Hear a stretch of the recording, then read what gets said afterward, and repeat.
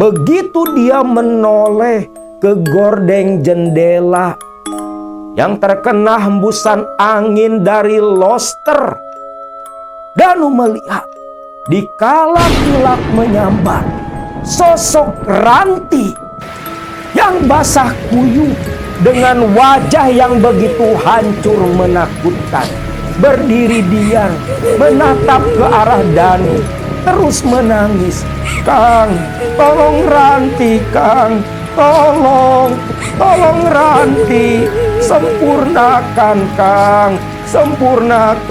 Sempurnakan kematian Ranti." "Sekarang buka pintunya, Pak Haji." Sekarang Ki?" "Ya sekarang." Haji Danu dengan gemetar merogoh tasnya, mencari-cari kunci rumah. Kunci ketemu. Lantas dia sodorkan ke Dewa. "Wak, kamu yang buka, Wak." "Ih, masa saya, Pak Haji?" "Udah, Wak, nurut lo, nurut." Dewa pun nurut. Dengan takut-takut langsung masukin anak kunci. Dia putar. Pintu terbuka. Belum didorong, sudah terbuka sendiri seperti ditarik dari dalam.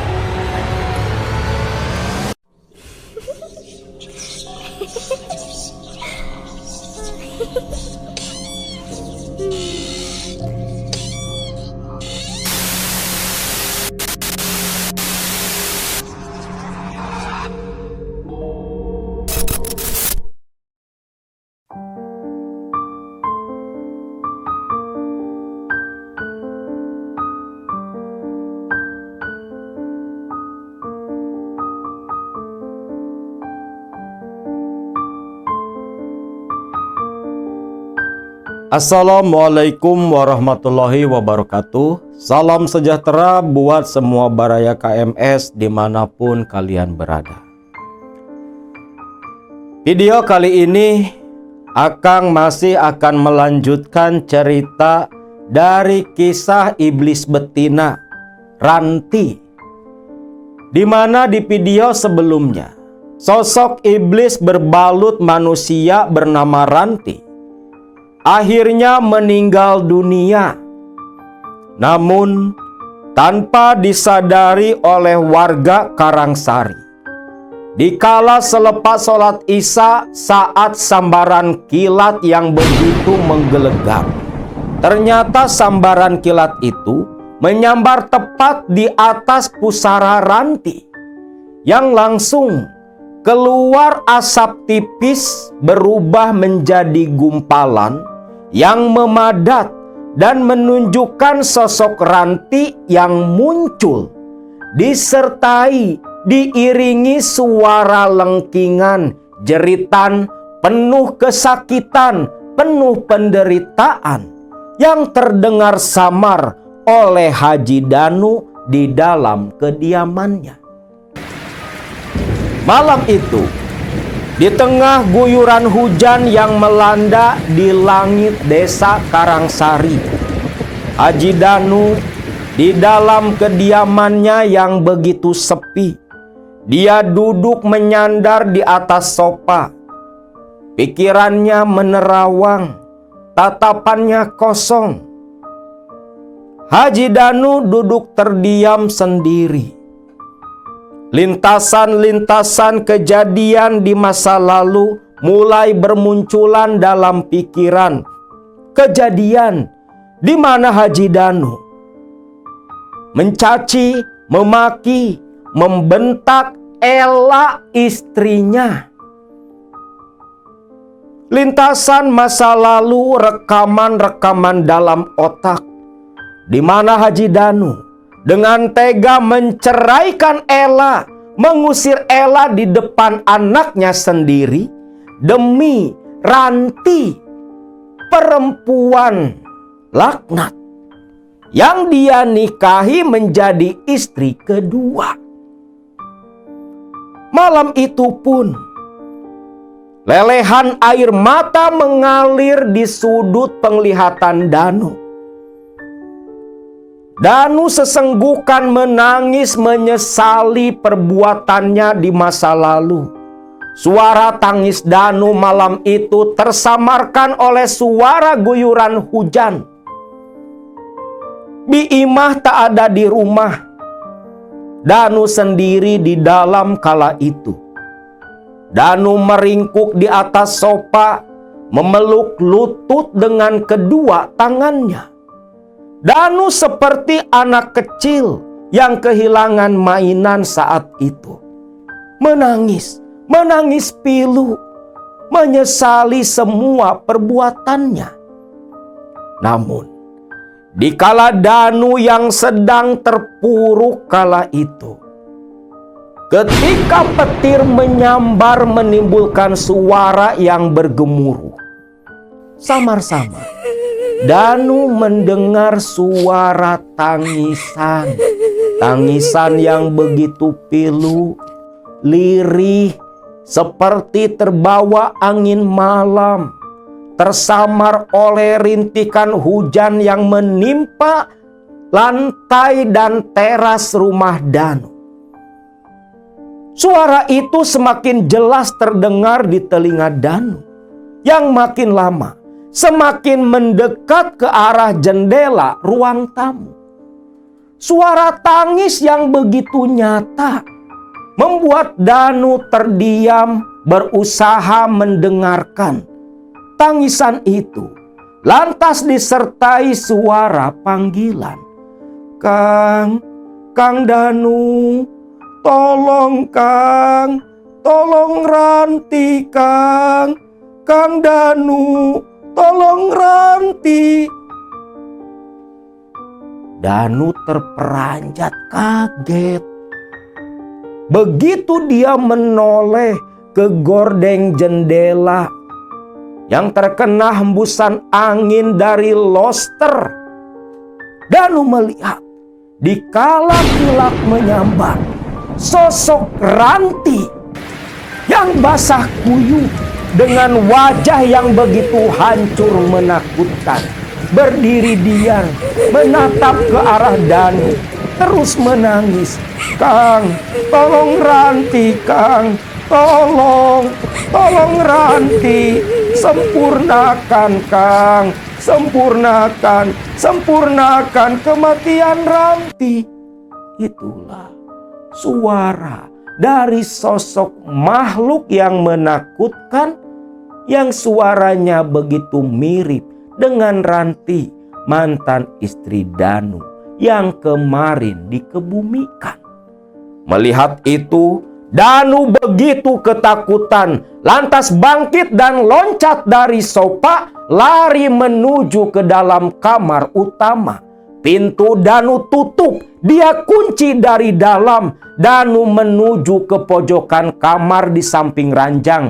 Dia meringkuk ketakutan, menutup tubuh dengan selimut. Tubuhnya gemetar, mukanya pucat.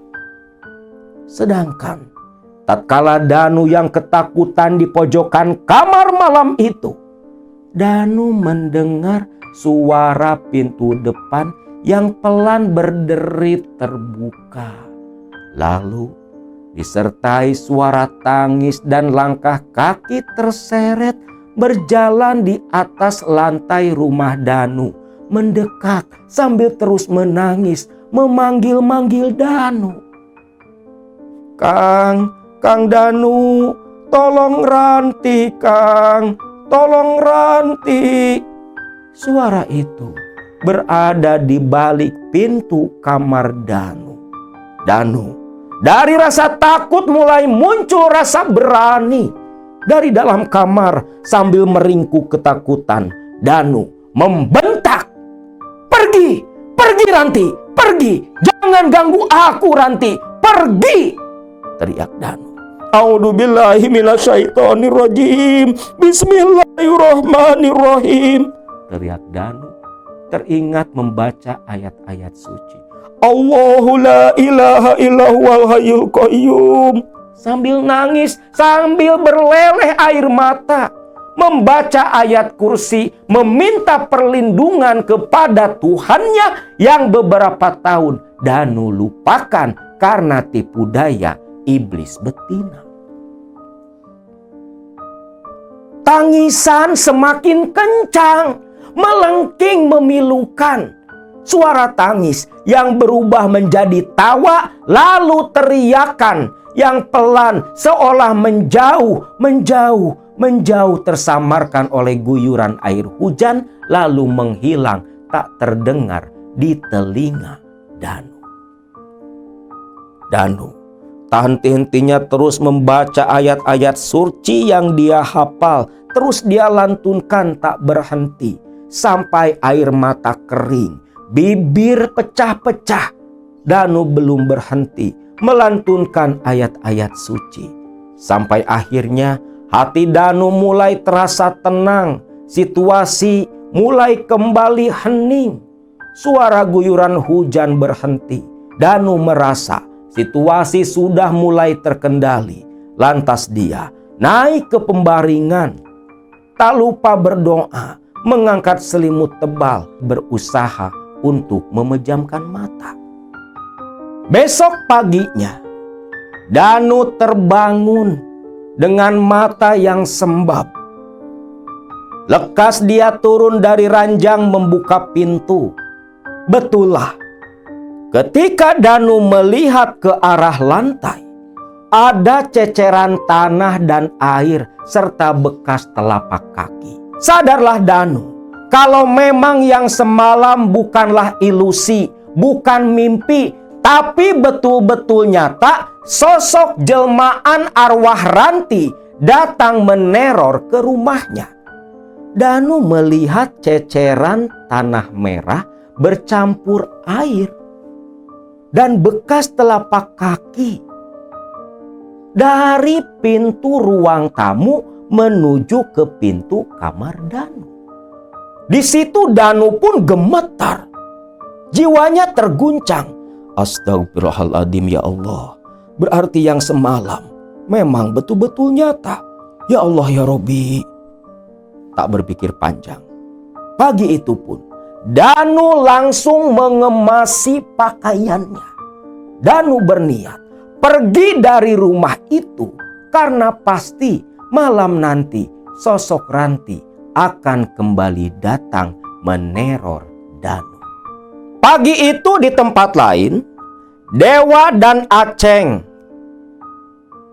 Pagi-pagi sekali mereka berdua terlihat berjalan bersama sambil memikul cangkul. Dewa dan Aceng yang memang bekerja mengolah ladang. Pagi hari itu berniat ke ladang yang mereka kelola. Kebetulan, jalan yang mereka lewati itu tepat melintasi rumah Haji Danu. Begitu Dewa lewat melintas di depan rumah Haji Danu, Dewa dan Aceng berhenti. Ceng, itu Pak Haji mau kemana ya? Terlihat Haji Danu begitu sibuk memasukkan beberapa tas dan koper ke dalam bagasi mobilnya. Iya ya, Pak Haji kok kayak yang buru-buru. Lihat tuh, mukanya juga kayak orang panik. Sapa yuk, tanya Aceng. Ayo, Dewa dan Aceng pun masuk ke pekarangan rumah Haji Danu. Haji Danu belum sadar ada Dewa dan Aceng masuk ke halaman rumah. Di tengah Danu yang sedang memasukkan tas dan koper, Pak Haji, astagfirullahaladzim, ya Allah ya Robbi. Kamu, Wak, Ceng, mau pada kemana? Lah, ini loh Pak, kita berdua kan mau ke ladang Pak. Hujan kan semalam gede Pak, takut sayuran rebah. Ya sudah, langsung saja ke ladang. Loh, Bapak mau kemana Pak? Kok kayak yang buru-buru? Alah, jangan banyak tanya. Ucap Haji Danu langsung menutup pintu bagasi. Awas, Bapak mau pergi. Ih, amit-amit, Bapak mah takut, ucap Haji Danu. Yang langsung masuk ke mobil dinyalakan, lalu keluar sampai Dewa dan Aceng mepet ke samping pagar. Selepas mobil di luar, Haji Danu menurunkan kaca jendela mobil. Wah, tolong tutup gerbangnya ya. Iya Pak Haji. Haji Danu langsung melaju begitu kencang seperti berlari dari sesuatu yang begitu menakutkan. Dewa dan Aceng hanya saling pandang kebingungan. Ceng, itu Pak Haji kenapa ya? Kok kayak yang ketakutan? Kayak abis ketemu setan? Gak tahu, Wak. Udahlah yuk, buru-buru kita ke ladang. Tutup tuh gerbangnya. Dewa pun nurut. Aceng keluar terlebih dulu. Dewa narik gerbang rumahnya Haji Danu. Gerbang besi berderit ditarik oleh Dewa. Plek. Ketika Dewa mau menutup kunci, langsung berdiri tegang, diam. Aceng yang berdiri di samping Dewa ikut terdiam pula. Dewa dan Aceng saling pandang. Lalu mereka berdua menoleh ke arah rumah Haji Danu. Dewa dan Aceng mendengar suara pagi itu. Kang, tolong Kang, tolong ranti Kang. Di tengah Aceng dan Dewa yang melihat dan mendengar suara itu, pandangan mata mereka berdua tertuju ke jendela ruang tamu Haji Danu. Dan saat itulah pagi buta, Dewa dan Aceng melihat sosok wajah Ranti dengan gaun putih belepot lumpur berdiri mengintip di celah gordeng dengan wajah yang begitu menakutkan. Sontak Dewa dan Aceng langsung lari tunggang langgang. Cangkul tertinggal tidak mereka pedulikan. Barulah selepas jauh meninggalkan rumah dari Haji Danu. Astagfirullahaladzim, Ceng, cangkul Ceng. Ih, gak mau lah Wak, kau aja lah yang ambil lah. Ampun lah, gak mau lah, ucap Aceng. Ya Allah Ceng, kalau kita gak bawa cangkul, mau ngapain ke ladang? Udah yuk, kita balik lagi.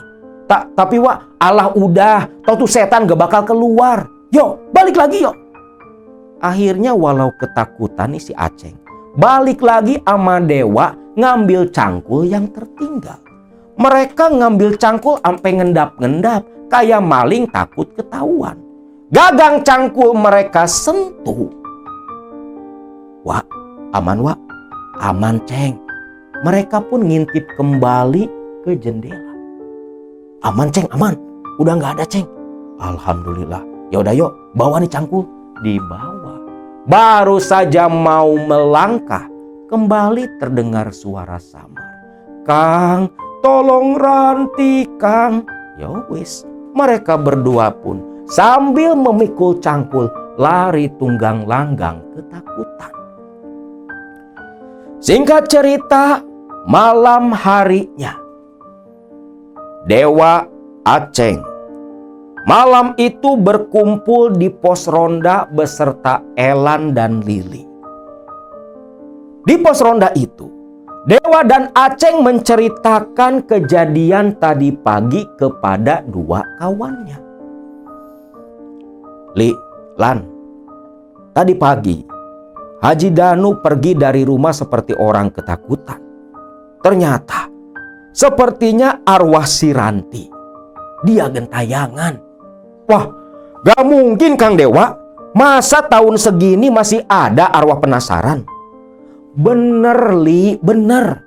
Saya nih sama si Kang Dewa ngedenger sendiri, ngeliat sendiri pagi-pagi arwah si Ranti nongol di balik jendela. Amit-amit kalau kalian berdua lihat, pasti deh kencing di celana. Kita berdua aja sampai cangkul ketinggal. Waduh, tapi masa iya sih Kang Aceng, Kang Dewa?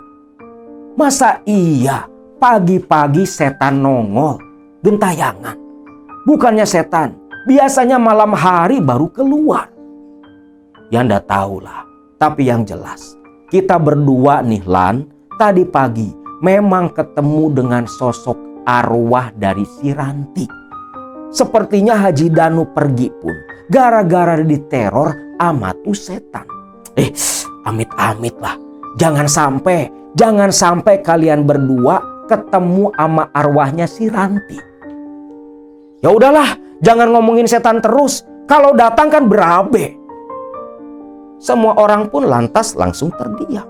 Akhirnya malam itu di pos ronda, mereka berempat menghabiskan malam hanya saling duduk diam karena takut sosok arwah Ranti datang dan muncul mengganggu mereka. Tak terasa, malam semakin larut, hawa semakin dingin. Langit begitu gelap, walau tak turun hujan. Tapi tak ada satupun bintang yang menyala. Seolah kegelapan malam, hawa dan situasi yang mencekam sengaja menaungi desa Karangsari. Elan, setelah malam semakin larut, dia pun berkata, "Kang Dewa, sebaiknya kita langsung keliling saja, biar bisa langsung pulang ke rumah. Ini sudah semakin larut malam, Kang." "Iya, Kang Dewa, ini udah jam 11, Kang. Sebaiknya kita keliling." "Waduh, nanti kalau ketemu sama si Ranti gimana?" "Ya elah, Kang.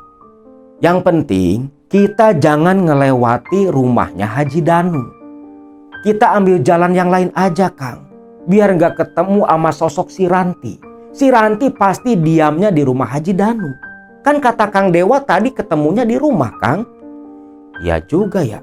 Ya udahlah, kita keliling biar bisa cepat pulang." Akhirnya Dewa dan Aceng pun ikut sarannya si Elan. Maka Dewa dan kawan-kawan ambil kentungan, ambil pentungan pula, berjalan keliling menjaga keamanan desa Karangsari. Dan mereka betul-betul menjauhi rumah Haji Danu, takut ketemu dengan sosok arwah Ranti. Mereka berputar mengelilingi desa Karangsari. Hampir 1 jam mereka keliling malam itu. Tepat tengah malam, mereka mau menuju ke pos ronda untuk menyimpan peralatan dan nanti langsung pulang. Nah, ketika sedang berjalan berempat ini, bentar, kalian dengar suara nggak?" ucap Dewa. "Suara apa, Kang?" Nah. "Kayak orang nangis ya. Apa ada yang berantem jam segini?" ucap Dewa.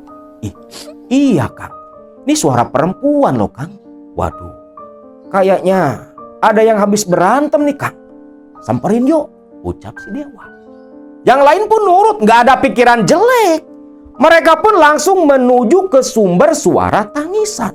Setelah cukup lama berjalan, terlihat di depan mereka ada seorang perempuan berjalan, membelakangi mereka berempat, menundukkan kepala, pundaknya bergetar, suara tangis berasal dari dia. Tuh, Kang. Kasihan tuh, Kang. Siapa ya, Kang? Tubuhnya sih kayak si Alin. Masa iya si Alin berantem sama suaminya? Tapi mau kemana dia malam-malam? Sedangkan suara tangis semakin jelas terdengar dari perempuan itu. "Samperin yuk," ucap si Elan. Dewa dan Aceng pun mengangguk. Mereka pun berjalan mendekat ke arah sosok yang disangka Alin yang terus berjalan ke arah depan. Neng Alin, mau kemana, Neng? Udah malam loh, pulang yuk, biar Kang Dewa antar ke rumah." Sosok yang disangka Alin pun langsung berhenti. Masih menangis. "Wah, yakin itu teh Alin?" "Yakinlah, lihat tuh, kakinya juga napak, pakai sendal pula. Kalau setan kan nggak mungkin pakai sendal. Yuk, samperin, kasihan teh Alin." Disamperin nih sama Dewa. Mendekat ke arah sosok yang disangka Alin. "Weh, Bu Bangke, euy." "Iya ya, Bu Bangke, Bu Anyir," ucap mereka berempat. Lalu tak lama, mereka pun malah mencium minyak serimpi, minyak mayat, minyak air mata duyung. Alin memang berhenti tak menangis lagi. Dewa berjalan semakin dekat. Baru tangan mau dia ulurkan memegang pundak Alin. Neng, tiba-tiba sosok yang disangka Alin lantas berbalik lalu menangis. Kang Dewa, tolong Kang, tolong Ranti Kang." Kagetlah mereka. Ternyata itu sosok arwah Ranti yang langsung mengangkat muka. Wajahnya hancur. Dewa dan 3 kawannya yang gemetar ketakutan tak bisa berbicara, hanya berjalan mundur pelan, lantas berbalik lari tunggang langgang diiringi suara tangisan dari sosok Ranti. Mereka berempat lari menjauh, berteriak meminta tolong kepada warga Karangsari. Namun aneh, teriakan mereka yang begitu kencang tak ada satu orang pun yang mendengar. Singkatnya, mereka berempat pun memilih pulang kembali ke rumah mereka, menutup pintu, masuk ke ranjang, menutup tubuh dengan selimut, gemetar ketakutan. Sedangkan di tempat lain, di rumah Teh Alin, sahabat karib dari Ranti, yang sudah bertobat begitu lama melepaskan susuk emas yang pernah dia pasang di tubuhnya. Malam itu, Alin dan suaminya baru selesai istirahat selepas beberapa jam mengayuh peluh berjima dengan sang suami, melayani suaminya sebagai istri. Tubuh mereka yang bersimbah keringat, kelelahan. Sang suami langsung tertidur ngorok, sedangkan Alin duduk menyandar di ranjang sambil membelai rambut sang suami. Alin, jam 1 malam itu, dengan napas yang masih tersengal, pikirannya menerawang, teringat akan satu sosok Ranti sahabatnya. Ya Allah ya Robi, Ranti, coba kalau kamu dulu ikut saran teteh, lepasin itu susuk, mungkin kamu gak akan mati tragis seperti itu. Ya Allah, semoga aja Ranti engkau ampuni semua dosanya ya Allah. Karena di enggak saya pun ikut andil besar dalam kejadian naas yang menimpa Ranti. Di situ Alin meneteskan air mata, menyesali. Andai saja dulu Alin tidak menyarankan Ranti menemui Aki Soma, mungkin Ranti masih hidup di tengah-tengah mereka. Di tengah Alin yang melamun memikirkan Ranti, tiba-tiba ada ketukan di jendela ruang tamu rumah Alin. Ketukan yang awalnya pelan, makin lama semakin kencang. Kang, bangun Kang. Ada apa sih Lin? Akang bangun dulu Kang. Itu loh Kang, ada yang ngetuk-ngetuk jendela. Mungkin ada yang namu Kang. Ini kan udah jam berapa sih ini? Jam 1 Kang. Masa jam 1 malam ada yang namu? Ucap suami Alin yang lantas langsung bangun. Tuh, Akang denger tuh Kang. Itu jendela diketuk-ketuk. Mungkin ada yang namu Kang. Ya sudah, sebentarlah. Biar Akang periksa keluar. Lalu suami Alin mengenakan celana dan menggunakan pakaiannya kembali. Baru saja memegang gagang pintu kamar, suami Alin lantas terdiam. Wajah Alin pun tegang karena langsung terdengar selain suara ketukan kaca jendela, suara tangis terdengar jelas di telinga mereka berdua. Teh Alin, teh, tolong Ranti, teh, tolong Ranti. Sambil menangis, pucatlah muka Alin dan suaminya. Bahkan suami Alin langsung loncat ke ranjang memeluk Alin ketakutan. Suara tangisan semakin kencang, seperti berjalan mengitari kediaman, mengelilingi rumah Teh Alin. Teh Alin, tolong Ranti teh, tolong Ranti. Sempurnakan teh, sempurnakan kematian Ranti. Tawa, lalu disambung suara jeritan yang memekakan telinga. Alin dan sang suami lalu berpelukan erat meringkuk ketakutan menutupi tubuh mereka. dengan selimut yang begitu tebal. Mereka takut. Namun suara itu semakin lama mulai menjauh dari rumah Alin dan sang suami. Sampai akhirnya malam hari itu semua warga Karangsari meringkuk ketakutan karena mendengar suara teror, tangisan, tawa, dan suara Ranti yang meminta tolong untuk disempurnakan kematiannya. Pagi harinya, warga Karangsari geger. Semua orang mendengar suara tangisan Ranti yang bergentayangan menjadi arwah penasaran. Hampir setiap orang yang berkumpul di pagi itu semua membicarakan sosok Ranti. Bahkan Alin dan suaminya ikut nimbrung pula di depan sebuah warung menceritakan semalam mereka berdua didatangi oleh sosok arwah Ranti yang menangis meminta tolong untuk disempurnakan kematiannya. Namun di sini Alin belum sadar kalau penyebab arwah Ranti menjadi arwah penasaran itu ada kaitan dengan susuk mustika lipan. Lalu, atas desakan warga, Dewa dan kawan-kawannya pun inisiatif datang ke rumah ketua RT mereka. Setibanya di rumah ketua RT, Dewa mengawali pembicaraan saat itu. Pak RT, ini gak bisa dibiarin, Pak. Semalam kita berempat nih ketemu langsung sama sosok arwah si Ranti. Dan Pak RT kan tahu sendiri, semua warga mendengar arwah Ranti penasaran keliling kampung kita meminta tolong. Semua orang jadi ketakutan nih Pak RT.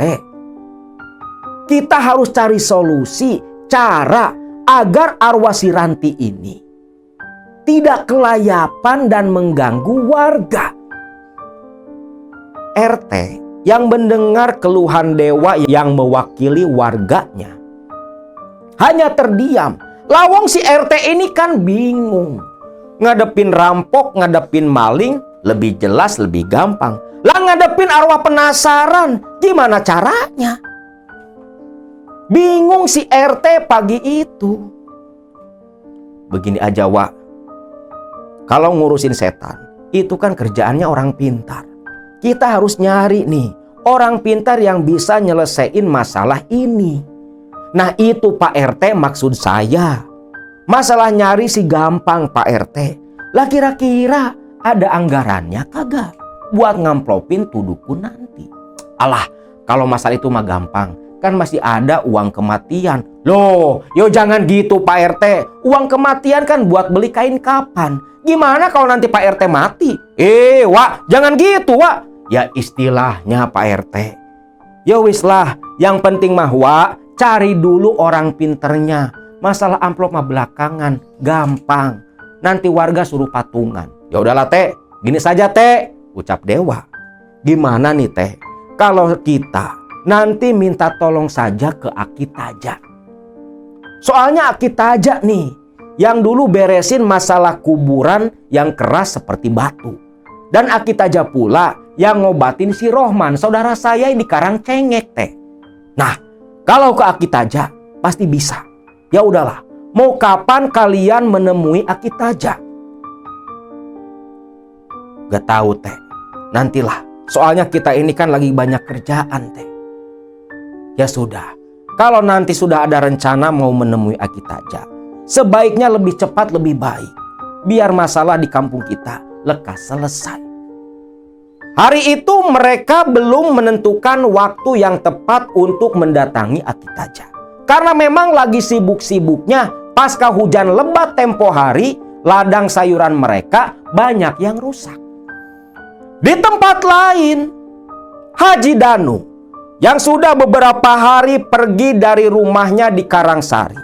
Dia memilih menginap di rumah kecilnya yang ada di tengah kota. Rumah tempat dia liburan beserta dengan istrinya Ella sebelum dia ceraikan. Di rumah itu pula Danu semakin meratapi kehidupannya, menyesali perbuatannya, menerka-nerka dalam hati dan pikiran, apakah Ella istrinya masih mau menerima dirinya kalau nanti Danu menemui Ella mengajak rujuk. Tapi masalah itu Danu kesampingkan terlebih dulu.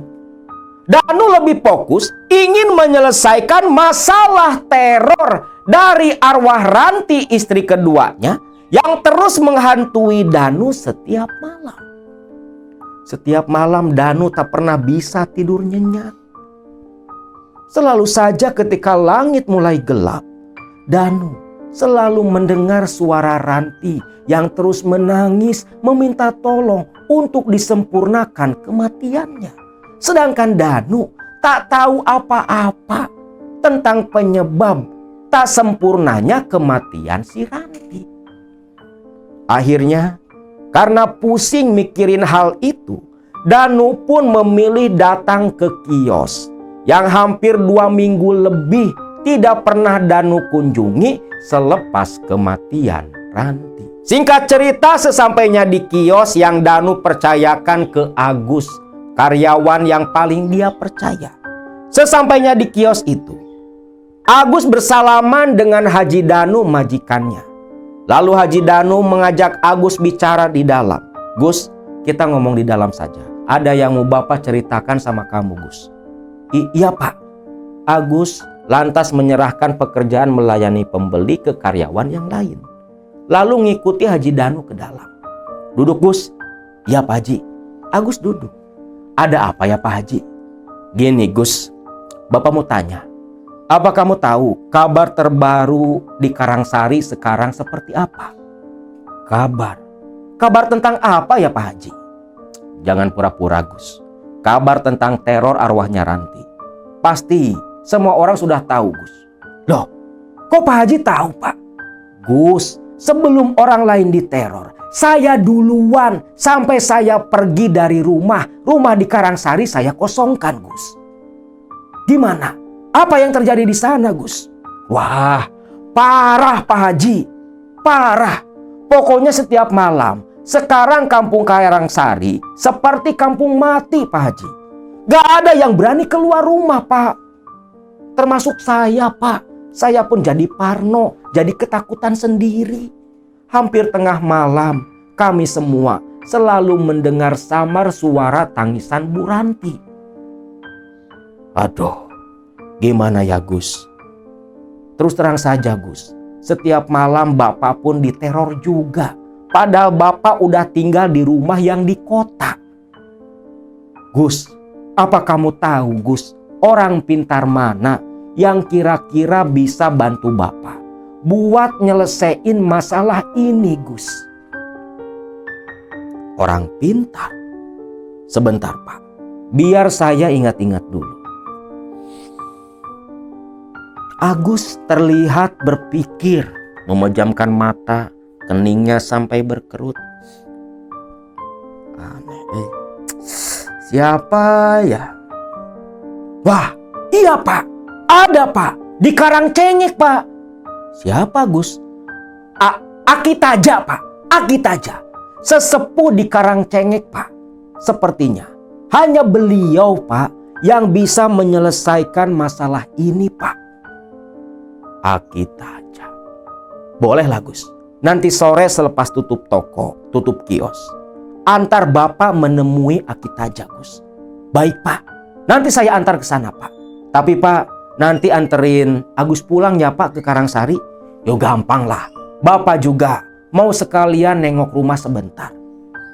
Singkat cerita, jam 5 sore nih, akhirnya Haji Danu dan si Agus pun langsung menuju ke desa Karangcengek menemui Aki Taja. Setibanya di sana, berhubung berbarengan dengan azan maghrib, Danu dan si Agus pun diajak Aki Taja untuk ke musola terlebih dulu. Siapa sangka ketika sampai di musola, lah di situ si Dewa sama kawan-kawannya pun ada. Saling tanya bertegur sapa Dani, majikan sama anak buahnya yang mengelola ladang. Ternyata di situ kedatangan Dewa dengan kawannya mau menemui Akitaja juga. Akhirnya selepas Isa, Dewa, Agus, Aceng, Lili dan Elan beserta Haji Danu mengikuti Akitaja ke rumah kediamannya. Setibanya di rumah Akitaja, karena memang masalah mereka sama tentang teror arwah Ranti, Haji Danulah yang mewakili semua orang berbicara kepada Akitaja. Jadi begini Ki, saya ini kan suami dari Ranti. Ranti siapa? Itu loh Ki, yang dulu saya sama si Rudi minta air ke Aki, yang kuburannya tiba-tiba jadi batu Ki. Oh iya. Lantas ada apa? Ada masalah apa? Tanya Akitaja keheranan. Ah, masa Aki belum dengar Ki? Dengar apa? Begini loh Ki, semenjak Ranti meninggal, Ranti itu meneror semua warga kampung termasuk saya suaminya Ki. Neror gimana Pak Haji? Begini Ki, Haji Danu pun cerita tentang Ranti yang menangis dan datang meminta tolong untuk disempurnakan kematiannya. Nah itu Ki, Ranti selalu datang meminta disempurnakan kematiannya Ki. Saya kan gak paham Ki, maksudnya Ranti ini apa? Mendengar itu Akitaja pun terdiam. Aneh. Minta disempurnakan kematiannya. Apa kalian semua ada yang mengetahui sesuatu? Semua orang menggelengkan kepala. Allahu Akbar. Ya sudah, kalian semua tunggu dulu sebentar. Aki akan coba mencari tahu apa penyebab si Ranti gentayangan. Akitaja pun meninggalkan ruang tamu, lantas ke dapur terdengar mengambil air wudhu. Masuk kembali ke dalam kamar. Cukup lama Akitaja di dalam kamar tidurnya. Begitu keluar, terlihat Akitaja bersimbah peluh, mengernyitkan kening. Napasnya menghela begitu panjang. Lalu duduk di hadapan mereka berlima. Lalu duduk di hadapan mereka berenam. Akitaja lantas ditanya oleh Haji Danu. Bagaimana Ki? Apa penyebab Ranti gentayangan Ki? Aduh, begini Pak Haji. Menurut apa yang sudah Aki ikhtiari tadi, satu jawaban yang Aki temukan. Pak Haji, apa yang terjadi kepada Ranti sampai dia gentayangan, itu dikarenakan di tubuh Ranti almarhum istri Pak Danu dipasangi 7 mustika lipan yang dijadikan susuk oleh Ranti. Dan Aki pun tak menyangka ternyata itu semua dipasang oleh almarhum si Aki Soma. Kaget dong semua orang. Terlebih si Dewa yang ingat waktu nganterin Rohman ke rumah Aki Soma.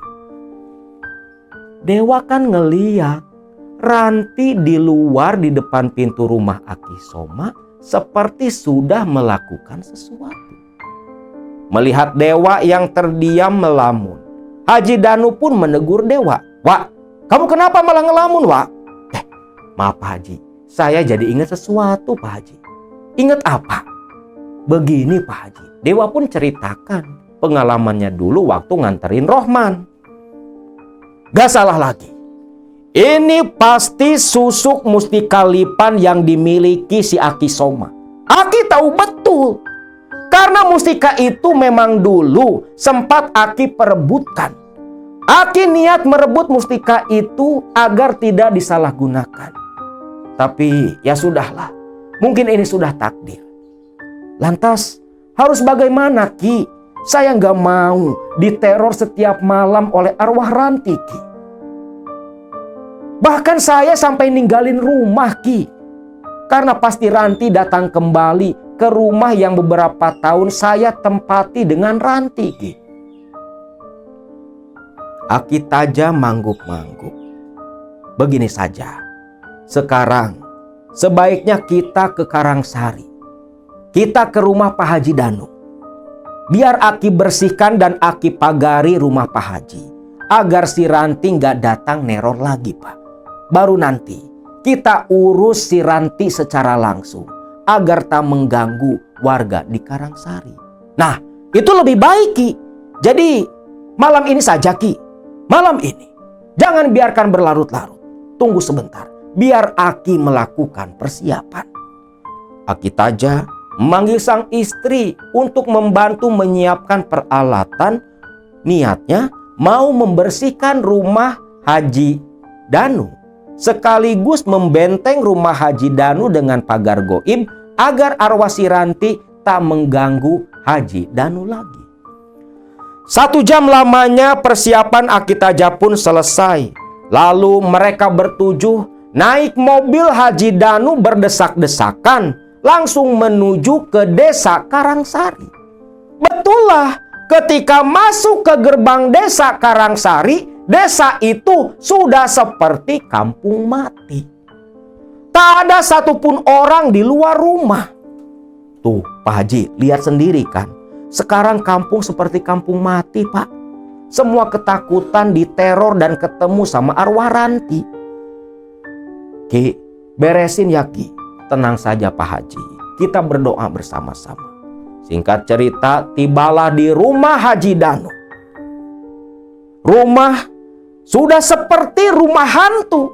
Baru masuk pekarangan saja, hawa dunia lain, hawa dimensi yang berbeda sudah begitu terasa. Bulu kuduk semua orang langsung merinding seketika. Dewa dan kawannya sampai pegangan tangan ketakutan. Haji Danu gemetar di belakang Aki Taja. Ki, kok jadi serem gini rumah ya, Ki? Shh, wajar Pak Haji. Karena setiap malam sosok si Ranti tinggal di kediamanmu ini. Ya Allah, Ki. Ki, balik saja lah, Ki. Saya takut, Ki. Ucap Haji Danu. Jangan takut Pak Haji. Malam ini akan Aki usir.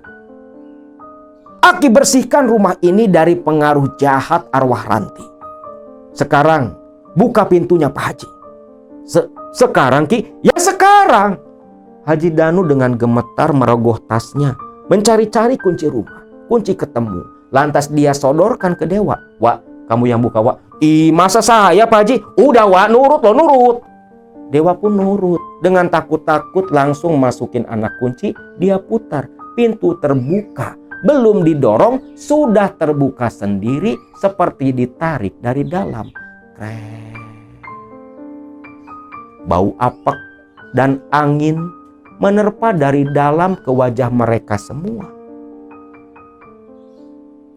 Ki, aman gak, Ki? Aman, ikuti saja Aki.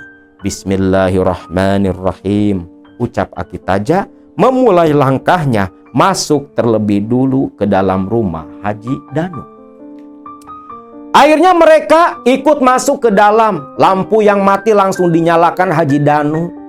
Selepas itu, rumah yang memang belum sempat dibersihkan, Bi Imah pun gak berani datang karena ketakutan, takut ketemu dengan arwah Ranti.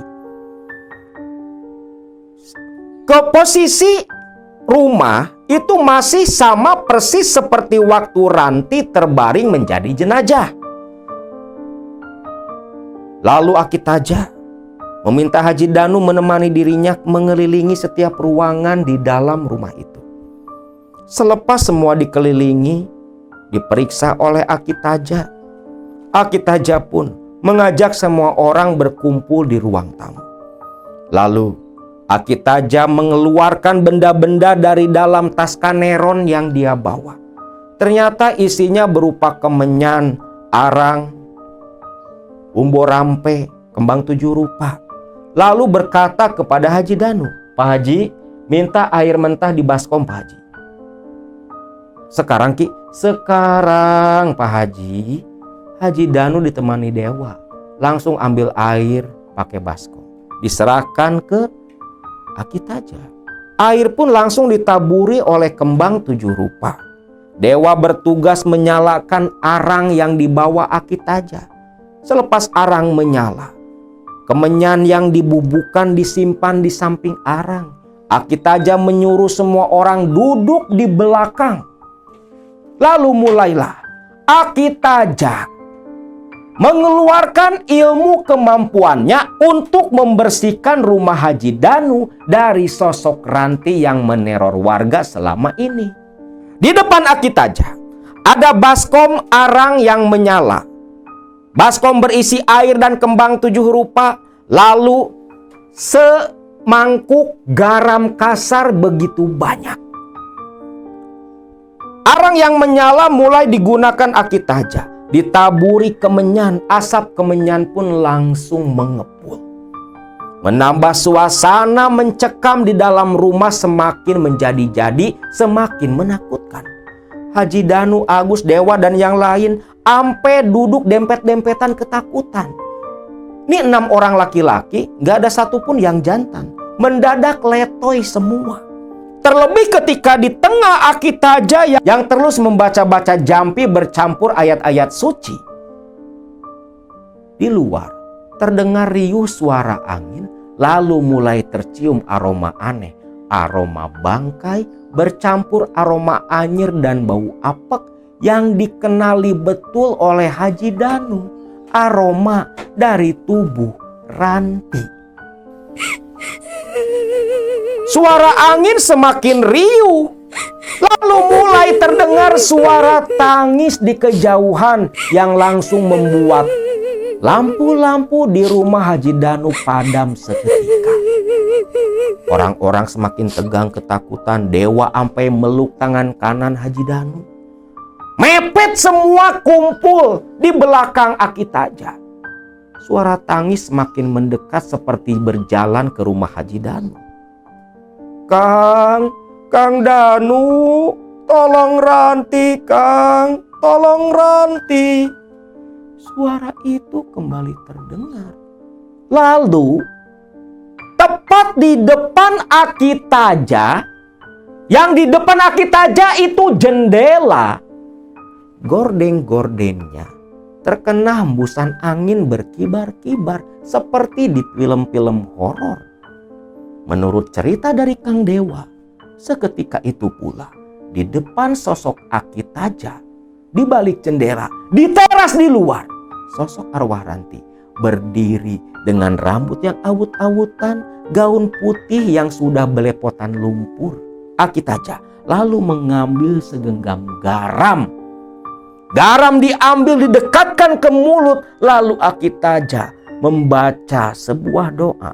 Wal awalu zatullah wal awalu sifatullah wal awalu haimul goib wal awalu wal akhir wal dohir wal batin wa huwal latiful khabir. Langsung dilempar ke arah sosok Ranti yang langsung menjerit kesakitan. Lenyap seketika dari pandangan mereka semua.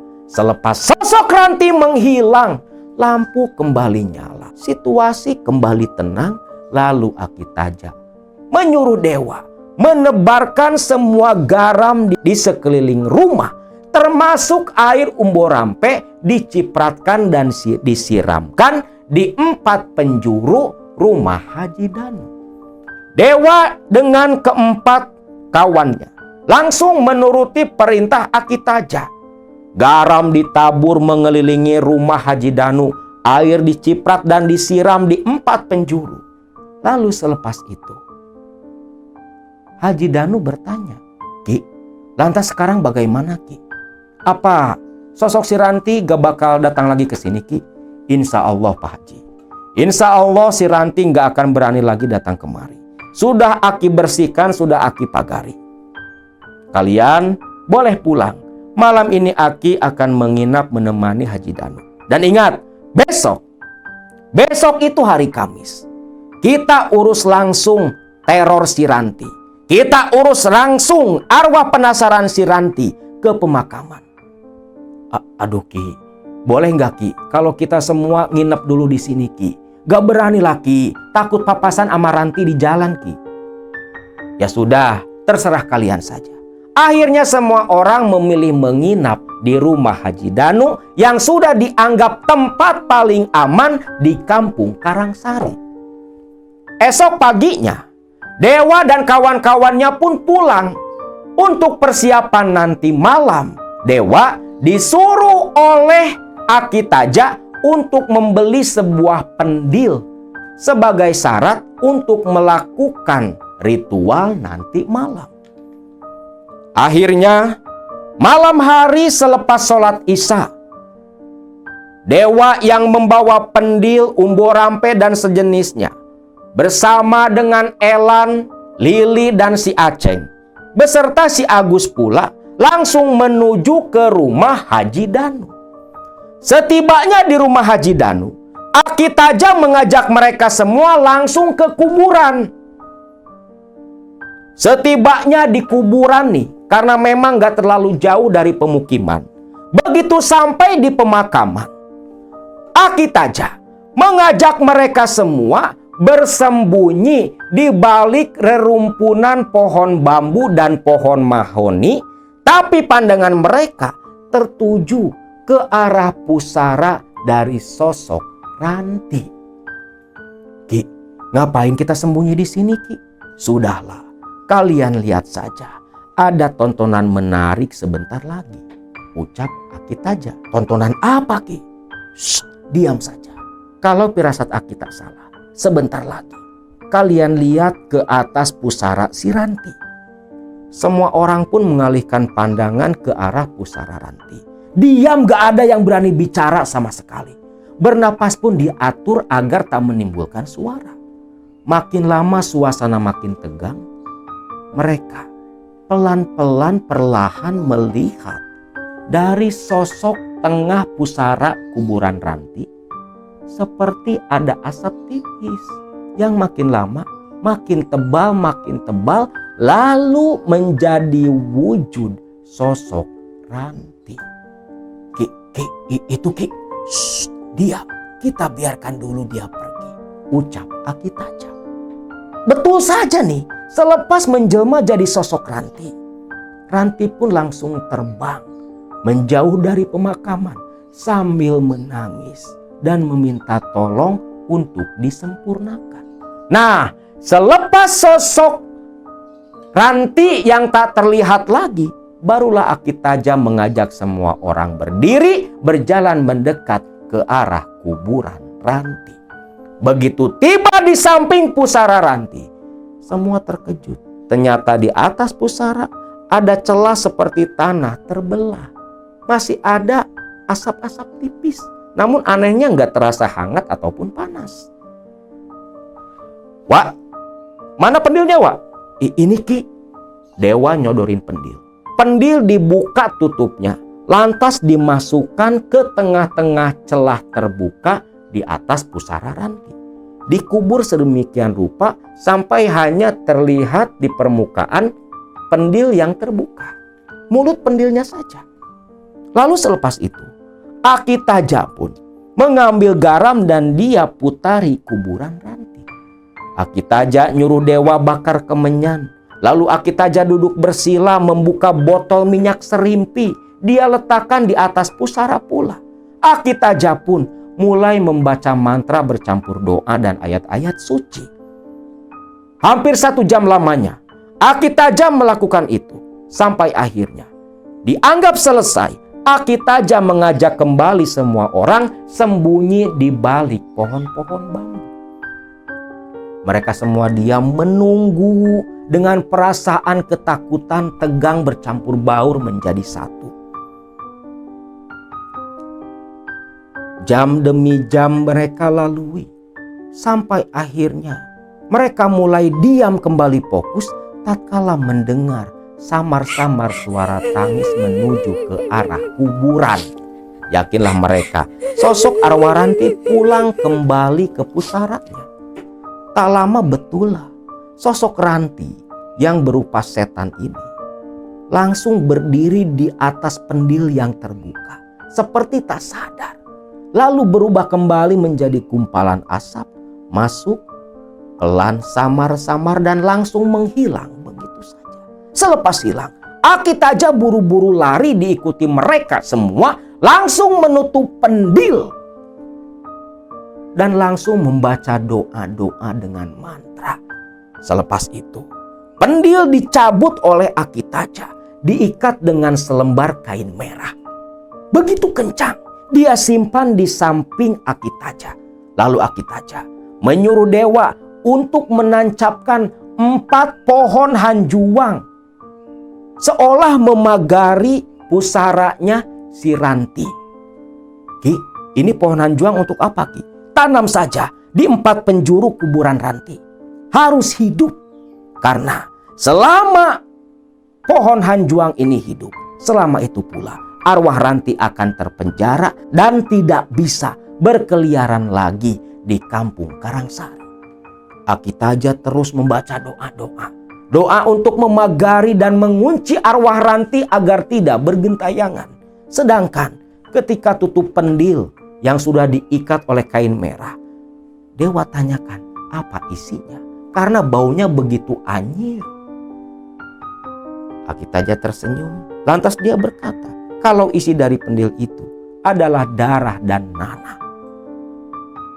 Lalu selepas proses penguncian dan pemagaran arwah Ranti selesai dilakukan, Akitaja berpesan kepada semua orang agar menjaga 4 pohon hanjuang di setiap penjuru kuburan Ranti terus hidup. Karena kalau salah satu mati, berarti proteksinya jebol, dikhawatirkan sosok Ranti akan kembali gentayangan. Akitaja pun mengajak semua orang kembali ke pekampungan. Sedangkan pendil yang diikat kain merah, Akitaja menyuruh dewa untuk melarung pendil itu ke sungai besar di ujung kampung Karangsari. Nah, memang betul, selepas prosesi itu dilakukan oleh Akitaja, saat itu pula teror sosok arwah Ranti tak ada lagi di kampung Karangsari. Karangsari kembali aman, tentram, dan damai. Bahkan kebahagiaan hinggap dan datang kembali kepada Haji Danu. Atas bantuan Akitaja yang tanpa Danu sadari, Hajah Ela istrinya pernah datang meminta tolong Akitaja untuk bisa menyatu kembali dengan suami yang begitu dia cintai. Akhirnya Haji Danu pun rujuk kembali dengan Ela. Hanya saja dikarenakan masa lalu yang begitu pahit, Haji Danu memilih menjual rumah yang di Karangsari, membawa Ela dan anak sematawayang mereka pindah ke kota untuk menjauhi kenangan buruk tentang sosok Ranti, iblis betina yang menghancurkan rumah tangga mereka. Sedangkan 4 pohon hanjuang yang menjadi ciri benteng pengunci sosok arwah Ranti terus dirawat oleh dewa dan kawan-kawannya atas perintah Haji Danu sampai bertahun-tahun lamanya. Singkatnya, beberapa saat yang lalu, setahun yang lalu, menurut Kang Dewa, salah satu pohon hanjuang di kuburan Ranti yang sudah tertutup rumput tebal dikabarkan mati. Apa mungkin matinya pohon hanjuang di sudut kuburan Ranti menjadi awal petaka baru di kampung Karangsari? Semoga saja tak ada lagi teror arwah seperti dulu di zaman Akitaja.